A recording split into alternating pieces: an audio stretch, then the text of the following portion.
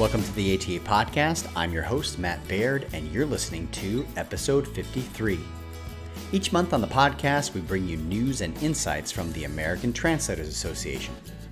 ATA was founded over 60 years ago to advance the translation and interpreting professions and foster the professional development of individual translators and interpreters.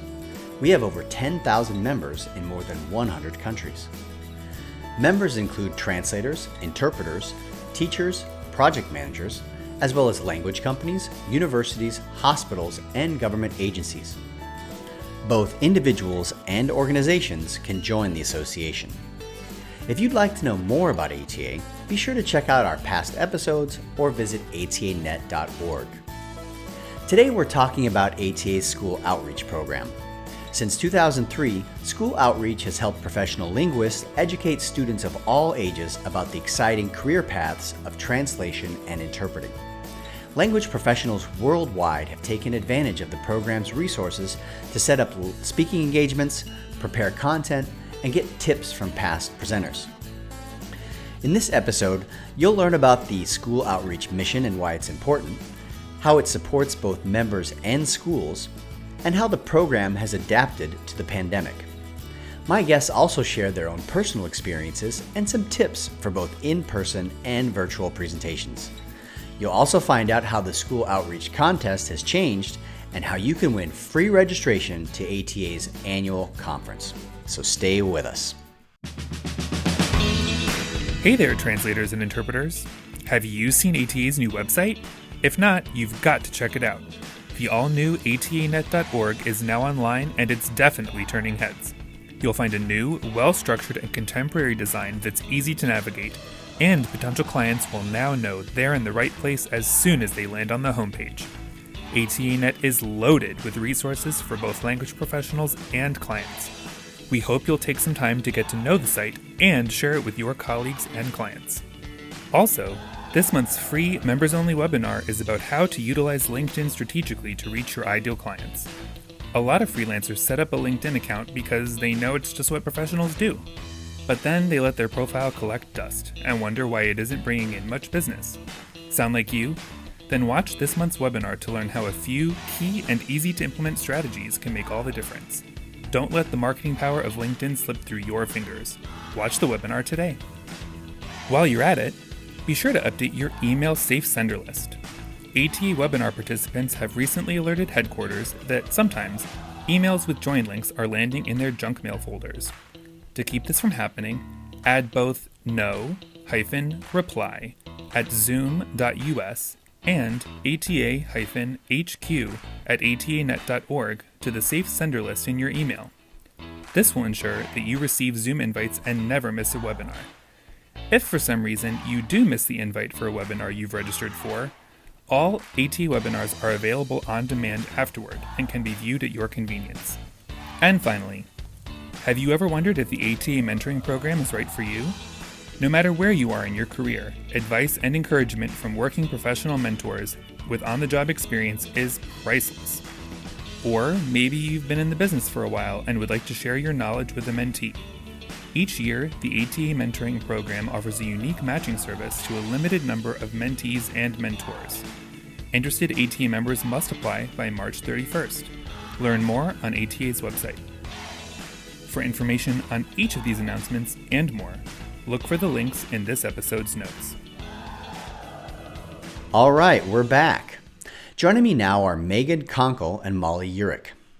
Meghan is an ATA certified French to English translator specializing in human resources, corporate communications, and international development. She holds a master's degree in French to English translation from the University of Wisconsin-Milwaukee.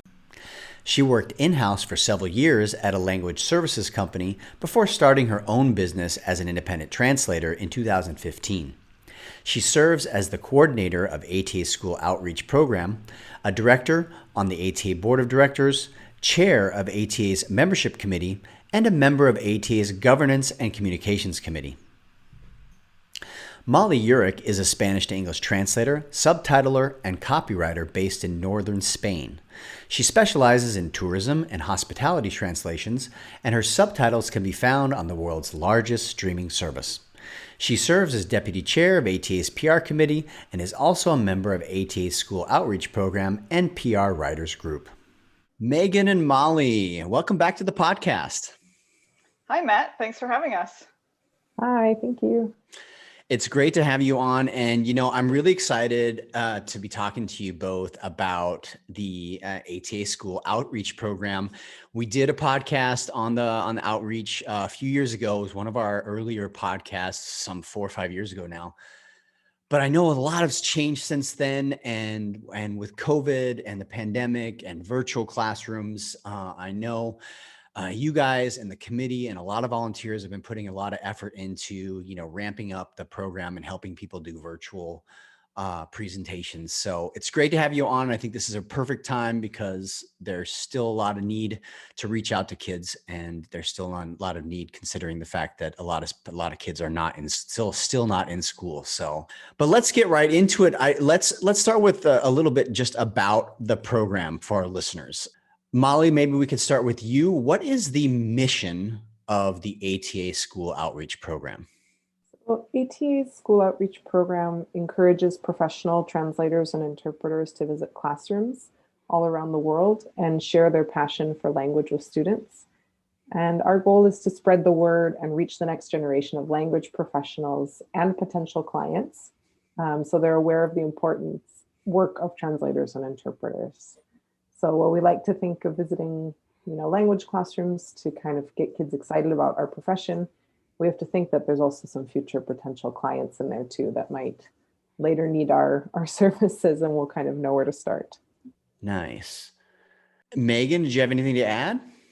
Yeah, just in general, I would say we're working to spread the message of translation and interpreting to students of all ages. So this could be as young as kindergarten students all the way through graduate school. And we want to tell them what exactly professional translators and interpreters do day to day and how they can potentially prepare for a career in languages. Well, other than you kind of almost answered my next question, other than sharing with them a potential career opportunity, why is it so important that we share what we do with young people? Well, I think a lot of us who work as translators and interpreters, we know that students of really all ages aren't quite aware of the diverse range of career options available when they study languages. So the program helps expose them to this idea that studying languages is important and that careers in languages can be really fun and rewarding too. So I think another component of what we try to share is that being bilingual is a great first step to a career in languages, but there's so many other years of training and other skills they need to learn as well. Mm-hmm. And for me, I think I used to work as an English teacher here in Spain. And what I would find is that lots of kids dislike language classes. And it might be because they don't see a practical use for like foreign language in their lives. And especially in the States, most kids don't hear or see much about other languages in their daily lives. In Europe, that's a little bit different because they might, kids might be motivated to watch their favorite TV show in English or, I don't know, their favorite movies in English and that kind of things. But in the States, it's a little different. So making an entertaining, interactive presentation where they can see the consequences of mistranslations, potential career paths for their future, why it's so fun and why it's a kind of cool and interesting thing is really, really rewarding. So through this program, we can change the way that kids think about language and make them see that it isn't just another subject in school. Language is a powerful tool that is becoming more and more important every day. And then also for me, when it comes down to it, I just wish that someone would have given a school outreach presentation at my school when I was a kid. I had never heard about translation or interpreting before. I had never even thought about it. I kind of stumbled upon it in college, and it probably would have changed. It would have changed a few things about how what I studied and probably where and all of that if I would have known about it earlier in life.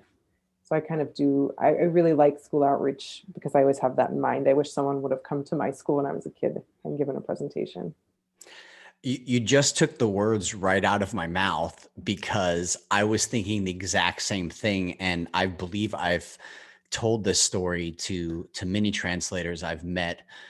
that no one ever I don't ever remember hearing anything about translation as a potential profession when I was in school. And I took Spanish in high school, and I was pretty good at it. I got A's, and I really liked my teacher.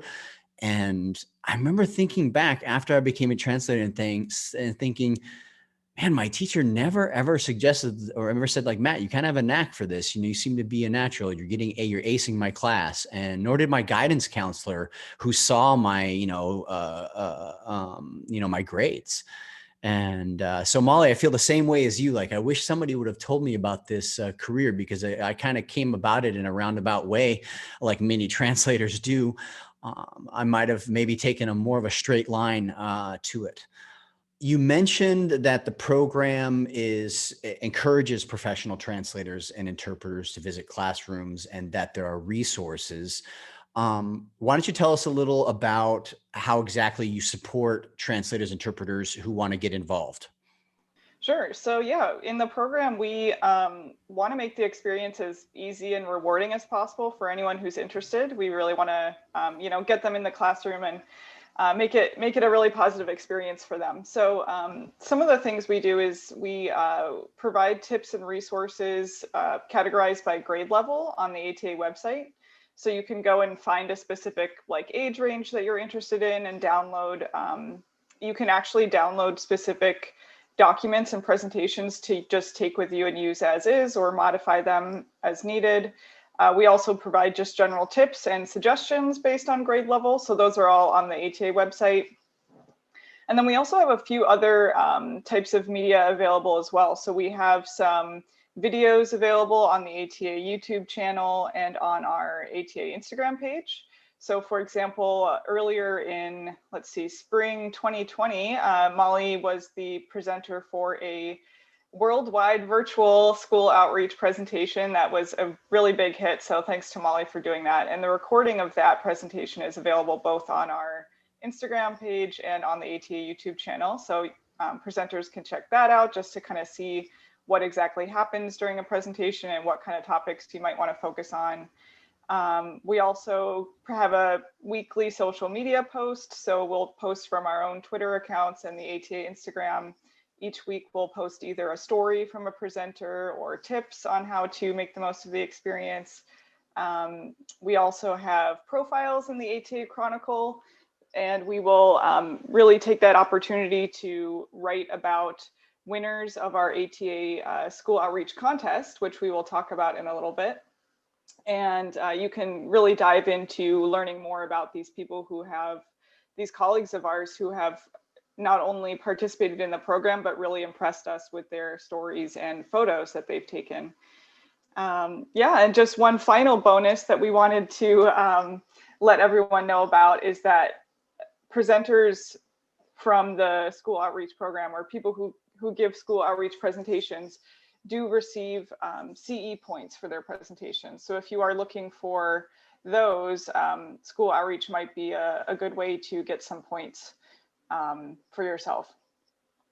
And let's see, I think, well, we also actually have, it's a little bit of an older resource, but we also have a webinar that was presented on tips for how to give a successful school outreach presentation. That goes back a few years, but it still might be helpful if anyone is interested in checking that out. And that is available in the on-demand webinar library on ATA's website. Excellent. Wow, that is a lot of information. And so when you say you have lots of resources, you really do, and incentives, as I see with the contest and CE points for ATA certified translators. Now, what about the school side? So you're supporting, obviously, ATA members who wish to give a presentation, but what about the schools and teachers? Do you do anything there? How do you support the schools and teachers who are interested in having school outreach come to their school for their students? Right, absolutely, and we're really looking to. We try to look at it from both of these angles, as you mentioned. So yeah, we are trying to support presenters, but we also really want to be there for schools and teachers who they may have heard about translation and interpreting, but they don't really know how to teach it to their students or how to expose their students to it. So we really want to be there as a resource for those individuals as well, to reach out to us and say, hey, you know, like I'd love to teach about translation and interpreting, or tell my students about it. How do we get this happening to kind of help them learn more? And so we basically just encourage teachers to reach out to the program, to me or to the general email address, which we will provide at the end. What we'd like to do is just match up. Anytime a teacher or a school contacts us, we try to match them up with a colleague who has expressed interest in presenting. And oftentimes a school or a teacher might reach out to us for a special event. So they might be having like a language day or a career day at school, but really it doesn't have to be any special event. It can be any day of the school year, really. So we try to match them up. And then one thing that's been really interesting lately is that during the pandemic, we've been able to make some really interesting matchups because we're not necessarily bound by geographic challenges. So if a presenter is available and willing to present virtually, then really, as long as the time zones can match up, they can present to anywhere in the world, which is really exciting. Even just years before the pandemic, I had already been giving virtual presentations myself. So I'd been using things like Skype to present to universities in places like Texas, for example, or even as far as France. And so for me, that's always been a really exciting component of the program. And I'm really excited to see that others are getting more involved in virtual presentations too. I believe an example of what you just mentioned was reported in the November, December 2020 issue of the Chronicle, correct? Was it Giovanni Lester who did a virtual presentation to a group she wouldn't have normally done a presentation to, if I'm remembering that correctly? Yes, you are remembering correctly. So the winner of our 2020 school outreach contest, Gio Lester, she presented virtually to a classroom that was not even in her own state. So that was really great to see her take that opportunity and really provide an example that we hope other colleagues will be inspired to follow. Yeah, that article was very inspiring, and I thought it was cool because she's been, as I understand it, doing outreach. I believe it was in the article for years, and this gave her an opportunity to not just do. She'd done it at her kids' schools, I believe she said, and now that they're older, she wasn't maybe presenting the last couple of years, and gave her an opportunity to do it again and to do it to a group that in a setting that she hadn't done before. So I guess lots of new opportunity right now. And I do like the idea also that students who maybe have never had the opportunity just because of geographic challenges, just reaching students that we've never been able to reach before, I think is so important. So I'd really like to continue that and building momentum as much as we can. I'd like to talk about how the school outreach program has adapted to the current situation, the pandemic, and not being able to physically go to schools. But before we do that, you mentioned the contest earlier, and I think we should talk about that to let listeners know one of the incentives for getting out there and doing one of these school outreach presentations. So can you tell us what the contest is all about? How does that work? Yeah, so the ATA School Outreach Contest is a photo and story contest. So by sharing a high quality photo and engaging story from your school outreach presentation, you could win a free registration to the ATA annual conference for the year that you gave your presentation. And this is actually how I got involved in the school outreach contest and kind of an ATA in general. I think it was my first year of membership. I gave a school outreach presentation, submitted my photo, won the contest, and went to my first ATA conference. And then I loved the experience so much that I joined the school outreach volunteer team. So it's a great opportunity if you are looking to go to the ATA conference, because you could win a free entry and also have the nice experience of participating in school outreach at the same time. Yeah, I love hearing Molly's story and sharing it just to show that I love seeing that it's been a real springboard for your involvement in ATA. And yeah, I love that you've become such an active part of our team. So thank you, Molly, for your volunteer work with us. It's so appreciated. For having me. And yeah, just to give a general rundown, the full details and guidelines for our contest are all available on the website. But to give a brief summary, basically any member of ATA or an affiliated organization, so an ATA chapter or affiliate, any member of those are eligible for entering the contest.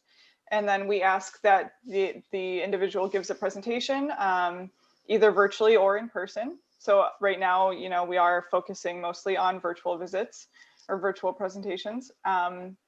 And this presentation can be either with the individual's own materials that they create from scratch, or as we mentioned, there are a lot of things that they can download from the ATA website if they need a little bit of a head start with that, or just some inspiration and kind of modify it as they see fit. And then the next step would be to take a photo. So in the past, this has been mostly pictures of the presenter in the classroom, but now with virtual presentations happening, we do accept screenshots. So that's something to keep in mind as well, that you can take a shot of yourself presenting virtually.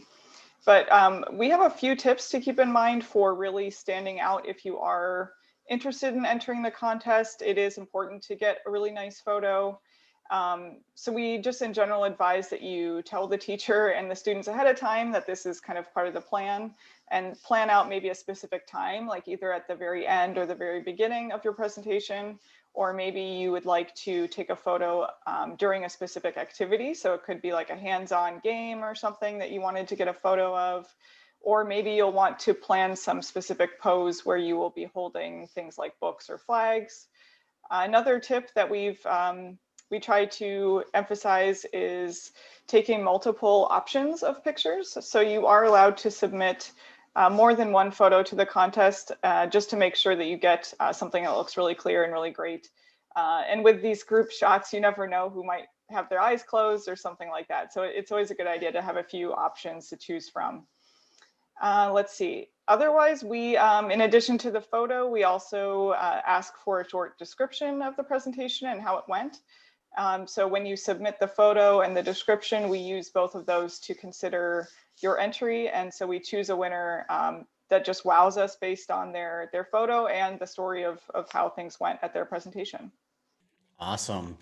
Thank you for all those details. And we will also, for listeners, have links in the show notes to the website so you can get more information.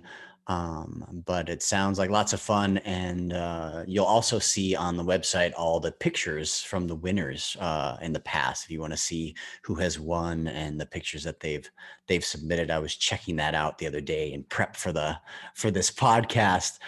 Now, moving back to the situation we currently find ourselves in. We're still, in the midst of a pandemic, which, basically ground last year, the school outreach program to a halt, at least for in-person presentations. And from what I understand, you guys had to adapt. So tell us about that. How's the program adapted to the pandemic? Yeah, so in terms of the photo contest, we adapted the conditions of the photo contest.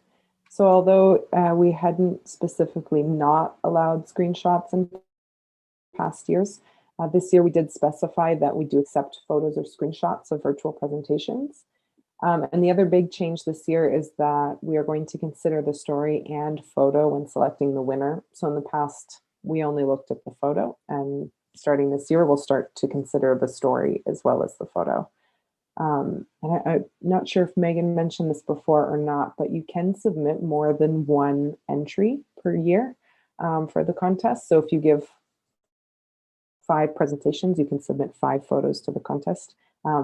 We actually have had members give up to, I think one year we had someone give 22 presentations in 1 year. She only submitted 1 photo, but she could have submitted 22 if she wanted to. So that's what we're looking for, the high quality photo. This year it can be virtual. and a great story to accompany it.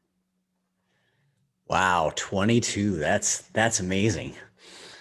Yeah, really, really impressive. Yeah, and thanks for that, adding that specification, Molly. Yeah, so not only can you submit multiple photos for each visit you give, but you can also, absolutely, you can submit a separate entry for any time that you give a presentation. So, yeah, and we do have some really enthusiastic and just really active participants. So that's been really great. Yeah, and I think this year, as I kind of touched on earlier, I'm just it is such a challenge to have kids not in school for a variety of reasons and people involved. It's a tough situation for everybody. But one thing that is I'm glad that the school outreach has been able to kind of pivot toward is, as I mentioned, the reaching students who aren't necessarily in our reach geographically. So they might not be, our local school, but we could still reach them maybe with a virtual presentation. So anytime we can make that happen and get those connections still forming, it's really rewarding. Nice. Now, I think for many of us out there, just giving a presentation, it can be challenging or daunting, especially those of us introverted translators who like to be in our office, focusing on a text and not standing in front of people. But in terms of the virtual presentations, what kind of tips do you give participants who are looking to maybe give a virtual school outreach presentation? So one of my biggest tips, and this is actually the same for an in-person presentation, but I think it's even more important for a virtual one, is to make sure that it's interactive. Because just sitting and staring at a screen, or even just sitting and staring at a presenter for an hour straight, or however long it's going to last, can get a little monotonous. So it's really important to, run polls, ask open-ended questions, or even, multiple choice questions to the students. And you can use the chat box feature if you're on Zoom, or look into the features of the platform that you're going to use to give your virtual presentation. And then definitely make sure you leave time at the end for a question and answer session, so that, students have any pending questions I can ask you. As we all know, many of us have been doing these types of meetings and virtual courses and everything for over a year. And so keeping things interactive really keeps students engaged and paying attention to the presentation. And it also just makes it more, I don't know, I think it makes it stick more with the students that are watching you and participating. Yeah, and along the same lines of what Molly was suggesting, I would also recommend just getting to know the platform in general as well as you can before your presentation. So it might not be a platform that you're used to, like let's say it might be in Google Classroom or something other than Zoom, or what you would typically be using for other meetings and such. So figure out what exactly the platform will be when you're coordinating with the school or the teacher, and what kind of features will be available, as Molly was mentioning, like what kind of chat type feature or polls can you use, and ask the teacher or whoever you're coordinating with, ask if you can access the platform in some capacity before your presentation, so that you can make sure it runs properly, test your connection, and maybe even do a practice run of your presentation just by yourself. You might want to look for other features such as breakout rooms. This could be for, smaller group activities, anything like that you can prepare in advance will make it go as smoothly as possible, hopefully. And yeah, we are always willing to help. So if you have questions on preparing for a virtual presentation, feel free to reach out to us at any time. And we also love to hear your stories. So if anybody has given presentations and would like to share tips about what went well, we would love to help spread the message to other presenters as well, so that we can encourage these successful presentations in the future too. Speaking of stories, I know both of you have mentioned that you've given your own presentations, and I would love to hear about your experience. So maybe each of you could share a memorable experience that you've had doing school outreach, or just why you do it. Sure. So I've given many presentations and to many different age groups, and I've really enjoyed every single one of them. But one of my favorite classrooms to visit is at a school where my mom works in Minnesota. She works at a school specialized in adult education, and it's called the Adult Academic Program. And I often go to speak to a group of adult ESL students, so adults that are learning English as a second language. And it's really, really fun because the classroom is just full of immigrants and refugees from all over the world. And I really enjoy speaking to them because they're really engaged, really interested. And as has happened to most of us, haven't really heard or thought about translation and interpreting. And here they are in a different country learning a new language. And they have this great opportunity to use their language skills and their bilingualism to um, help their community and also, get a job in a career field that's growing and that has a really, has a future for them. So they were really engaged. They loved to ask a lot of questions. They were really surprised to learn the difference between translation and interpreting. They asked tons of questions, how much can you make? What happens if you make a big mistake? Are you going to get in trouble? Is someone going to get angry at you? How can we study? Where? Who can we work for? Where do we get a job? All of these questions. And so they were really curious and really, really excited to think about this being a really viable potential career path for them. And so that was really rewarding. Their faces just lit up and they were really excited. I even had a few of them follow up with me as time went by to say, oh, I'm thinking about, studying interpreting or translation. What do you recommend? And I've been in touch with them. And that was just an amazing experience to kind of, help them learn about that, about our career and have them think about it and consider it because of the presentation. It was great. Yeah, great. Meghan, what about you? Yeah, so I have experimented with, as I mentioned, kind of a mix of both virtual presentations and in-person presentations. One thing I really like about the virtual format is that I have been able to connect with students in France, for example, or just anywhere where I might have a contact or someone who's interested in receiving a presentation in their classroom. So that's been really a fun and interesting part of the experience for me is the being able to reach people who are really anywhere in the world. I personally enjoy giving presentations to students at the university or graduate level who have been studying languages for a while and are kind of, starting to consider what to do next, what are their future career paths. And I think, coming in at that moment and really emphasizing this as something they can do with their language studies moving forward, being able to provide that kind of light bulb moment has been really rewarding and exciting for me personally. I like to just kind of share my story about my own experience, how I transitioned from being a student and now working as an independent translator, and really everything I've learned along the way, both as a translator and a business owner. The students typically have a lot of questions, a lot about that business side, because that's something that tends to be quite interesting for them. They want to know kind of the ins and outs of how that works. And as I mentioned, they seem pretty excited that maybe they hadn't even considered this as a career option, but they see someone who's a real live professional who does this full time, and they see that it's a real thing. So that's always a really really interesting moment for me. So that's been great.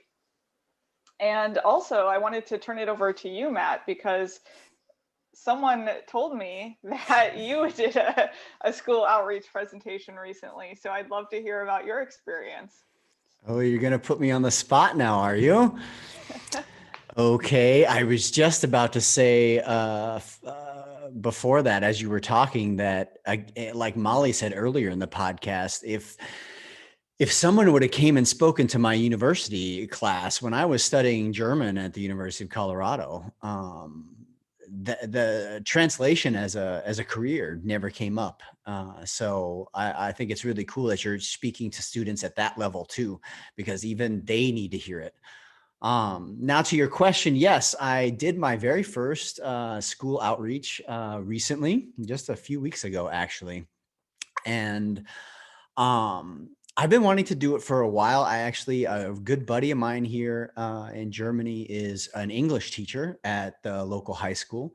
So I had the in, and I'll be honest with you, I just kind of never, you know, just got to it. And I kind of kept putting it off and putting it off. And we would talk about it, and I'd say, yeah, I want to do this, and I'll get in touch, and I'll get in touch. And I never did. And finally, he asked me to come to his class to speak about a different topic, the American dream. They were talking about the American dream as one of their topics. And then I said, you know what, I'll definitely come and do that. But I've been wanting to come talk to one of your classes about translation and about that as a career. And can we do that too? And he's like, well, one of my other classes, an older class, is actually talking about careers right now, so it's a perfect time. And so after bringing it up, we literally set it up within like a week, which then, to be honest with you, freaked me out a little bit because I hadn't really prepared. And then we talked about it, and it turns out that I didn't have to prepare too much, meaning I didn't have to give a presentation. He didn't want me to give a presentation. He wanted to have a discussion. It was going to be on Zoom, and he wanted to weave it into what was already in his curriculum. Talking about careers and languages and all the different careers that are out there. Is actually enlightening for me because he sent me some materials as well. And so it was on Zoom, and it just turned out to, what was really cool is it just turned out to be this discussion with the students who all came with questions. And like I said, it was interwoven into this bigger topic where I was able to then put my points in here and there, without having to come sort of with a prepared presentation where I started with, okay, this is the difference between a translator and interpreter, or I went down through a certain amount of bullet points. I basically let the kids drove the discussion, and that was really cool. The only question that I actually asked them was if they knew the difference between a translator and interpreter. And I first asked them if they knew what the word interpreter was in German, because a lot of Germans don't know that word, at least a lot of younger Germans, and they couldn't. No one was able to say it, and I was really surprised. So that was I really felt at that moment, wow, I'm actually teaching these kids something new, which I thought was really, really cool moment. And then I think 2 questions later, one of the kids asked me, when did you get confident enough in your language to translate into German? And that was the perfect opportunity to tell the kids that most translators translate into their native language, so that I only translate into English. I don't translate into German. So I found that I was able to, and I had gone onto the website and looked at the materials and sort of printed out a few things that I want to, a few points. I went, oh, that's good. I want to definitely say that. And I want to definitely say that. And I kind of had my notes with me, and I made sure that I got to all those points and I put them into the conversation. But what was cool is that these were, they were 12th graders. Yeah. And they were basically in what's kind of the equivalent of an AP English class. So their English was really good. And so we really could just have a nice conversation. I just let them drive the conversation and ask me questions. And pretty much from that, everything that I wanted to say got covered. Great. So it was really fun. And what was good for me, because I was also pretty busy at the time, is I didn't have to do a super lot of preparation, and the materials on the website just made things so much easier, because I just got tons of ideas from the presentations that are up there for things that I might want to say, but I didn't have to create my own slides, which was helpful.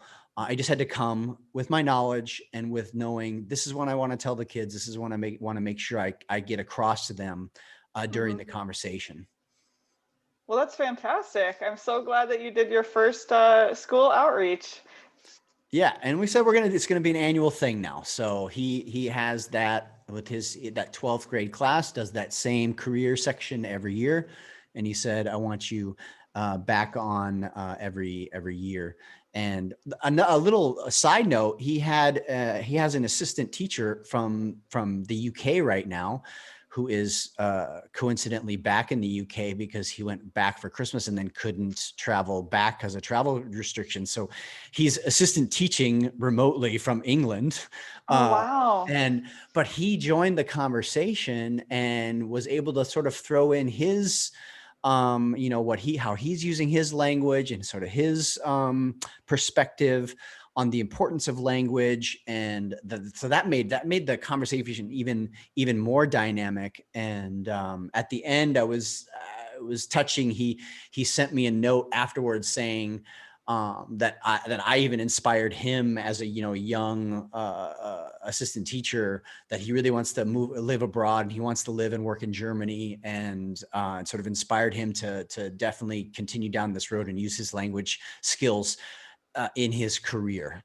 So that was cool to know that I actually not only maybe reached the kids and some of the kids, hopefully, but also reach. And I have to say, one of the kids at the end, she actually, as everybody was saying their goodbye, she thanked me and she said, "This has been really inspiring. I really appreciate it." And I was like, wow, awesome. Yeah. That's what you want to hear. That's the kind of Absolutely. thing that give you make you feel good and make you want to do it again. It makes you, it's fulfilling and gratifying to know that you didn't just do it for nothing, that Right. you might have reached even one kid in the room, Yeah. Yeah, we always hear these, heartwarming stories about, as both you and Molly have mentioned, people who were in the audience, like the students, reaching out afterwards and expressing their appreciation. And oftentimes we often hear that the teachers are, not only appreciative of your time to come speak, but they're often themselves inspired and they want to know more and, feel really just interested in the topic themselves too. So yeah, that's always great to hear those stories afterward. Yeah. All right. Now back to you guys. Let's wrap things up with some tips. Let's sort of give a little send off here. Hopefully we've inspired with our stories today. Some of you out there who are listening, who've maybe thought about doing outreach, and that now you'll go out and do it, or maybe you didn't even know about the program and now you want to go check it out. But I'd like to leave all of our listeners with a few sort of general tips for school outreach. So Meghan, why don't we start with you? Sure.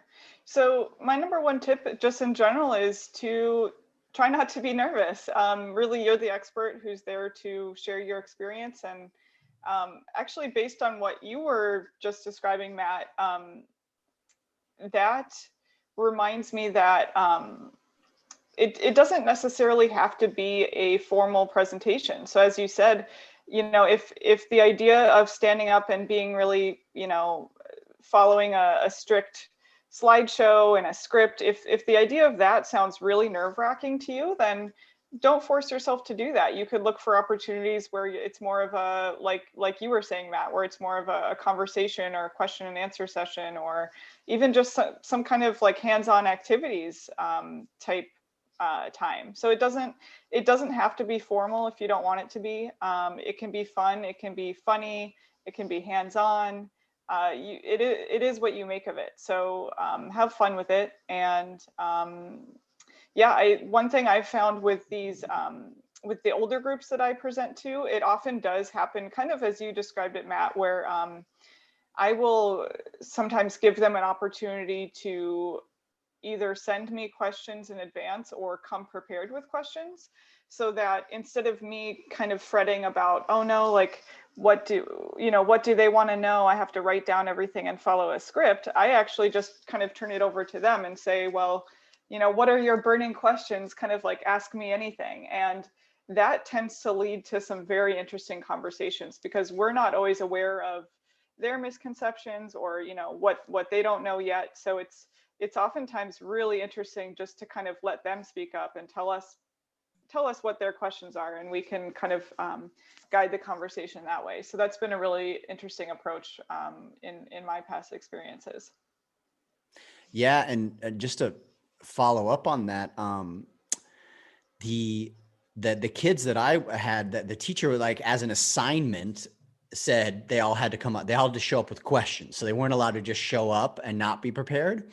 Right. And a lot of it, and then they pooled all the questions together so that anybody could answer, could ask a question. And because it was also part of the point of it all was to encourage the kids. Remember, they were speaking their second language.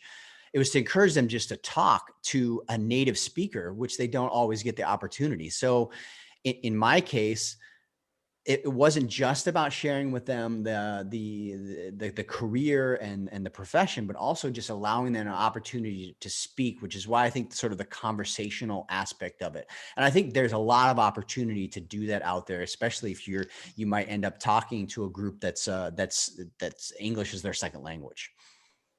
Yeah, absolutely. My big tip is just try to enjoy the moment. Students of all ages, whether you're going to elementary school or university level, students love getting a break from their daily class routines. And no matter how much they like their teachers, it's nice for a break from their teachers as well. So they get a little break with presentations and visitors like these. So you're an expert in your field, and the students will enjoy hearing about what you do, especially because it's usually a completely foreign topic to them. Maybe not with maybe the type of students that Meghan tends to visit, but a lot of the classrooms that we go to maybe haven't, even heard of the concept before. So it's a fun experience for them, and just kind of knowing that, they're going to enjoy it makes it more enjoyable for you as well, so that you're not, as nervous and can kind of, just go with the flow and enjoy the presentation. Excellent. Now, we've mentioned the website a couple of times, but can you please share with our listeners where exactly they can go to get more information as soon as this podcast is over? Sure. Yes, we'd love for them to visit us on the ATA website as soon as possible. And yeah, the new redesign, everything looks really great on the website. So the URL for school outreach is atanet.org/career-education/school-outreach. And that's that's kind of the main landing spot. And then from there, you can find various pages based on what you're interested in. So if you'd like to find resources, or as Matt mentioned, we have featured photos of previous participants, chronicle articles on contest winners, all sorts of things. But once you land there, you can kind of guide yourself based on what you'd like to know more about. And then based on the other platforms that you like to use, you can also see us posting weekly on the ATA Instagram account. ATA's YouTube channel also features a few of our videos. We tweet about school outreach. We use the hashtag ATA School Outreach. And then for any general questions, so if you are a presenter who would like to find information that you couldn't find elsewhere, or maybe you are interested and you'd like to be matched up with a school, or from the other perspective, if you are a school or a teacher who's listening to the podcast and you'd like to reach out to us to be matched with a presenter, you can contact us at our general email address, which is schooloutreach@atanet.org. Great. And the new website is very easy to navigate. I think if you go there, you'll find school outreach pretty quickly. And we will put that link that you just mentioned, Meghan, into the show notes to help our listeners. They can click on it real quickly. And also the hashtag that you just mentioned.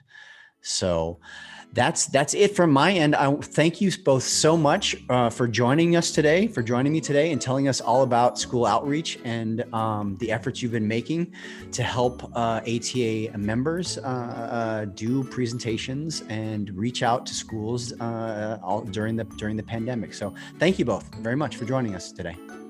Thanks, Matt. It's been a pleasure talking to you. You've been listening to Meghan Konkol and Molly Yurick. Meghan is a director on the ATA board and serves as the coordinator of ATA's School Outreach Program. Molly is a member of ATA's School Outreach Program and deputy chair of ATA's PR committee. Big thanks to both Meghan and Molly for joining me today and for all of their help preparing the podcast. Thanks, ladies. I really appreciate it. Episode 53 was produced by me. Mixing and editing was done by Derek Platts. Ben Carl is our announcer. And the music you heard today was produced by Ben Sound. Mary David and Rashawn Pacarel at ATA headquarters provided editorial and technical support. If you liked today's podcast, please hit the subscribe button and be sure to share it with a colleague or friend. And if you're listening on Apple Podcasts, please leave us a rating. If you have any comments about today's podcast or past shows, or maybe you have a topic you'd really like us to cover, please let me know. You can reach me at podcast@atanet.org. And if you're interested in joining ATA or want to know more about the association, check out our past episodes, follow ATA on social, and visit ATA's all-new website, atanet.org. Thanks again for listening, everyone. Talk to you again soon.